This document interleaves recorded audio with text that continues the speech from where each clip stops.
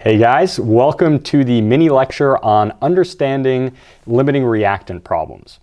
So today we're going to answer the basic problem of given a chemical reaction and a set number of two reactants, we want to determine how much product is going to form and essentially figuring out which one of these reactants is going to get used up first.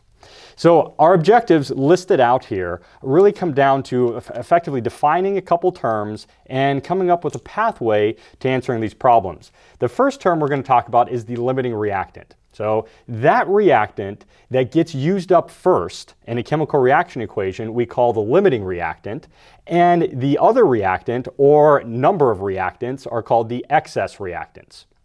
So in this problem here, we're starting off with a flask with some generic reaction A plus B going to AB. We're starting off with 3 atoms of A and 2 atoms of B.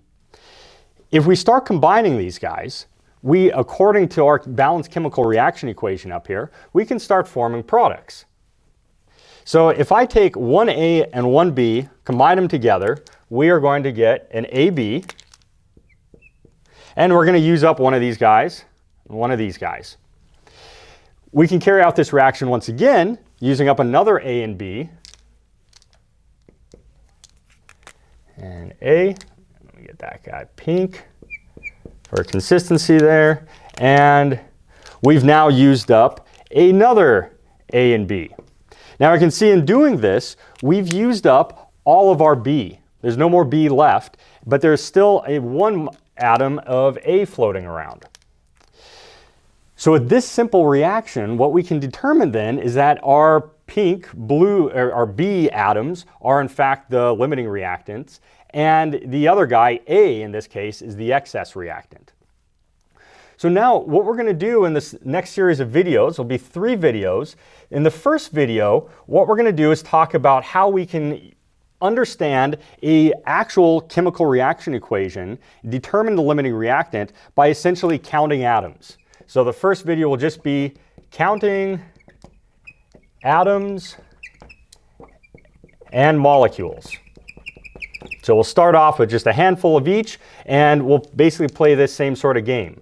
Then what we want to do is work on to the more realistic scenario where we'll be using moles of molecules, and we're going to use the mole-to-mole conversions .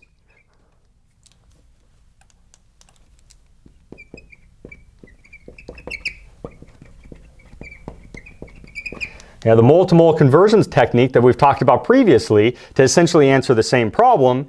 And then finally, we will move on to essentially our final video in which we will discover how we can solve these problems for a general laboratory scenario where you want to figure out the mass of product formed. So determine mass of product. Okay, so with that, we'll go ahead and move on to our first video, which we will count atoms and molecules to determine the limiting reactant. So that's it for the first one.